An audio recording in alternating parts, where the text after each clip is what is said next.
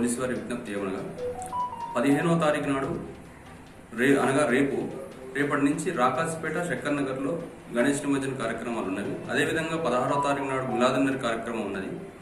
17వ తారీఖు నాడు రెంజల్ బేస్ మరియు గోశాల ఏరియాల నుంచి నిమజ్జన కార్యక్రమాలు ఉన్న కారణం ప్రజలందరూ కూడా ఈ పండుగల్ని ఎటువంటి శాంతి భద్రత ఆఘాతం కలిగించకుండా పీస్ఫుల్గా కండక్ట్ చేయాలని చెప్పి కోరుచు మా యొక్క పోలీసు వారి నుంచి విన్నపం కోరుచున్నాము.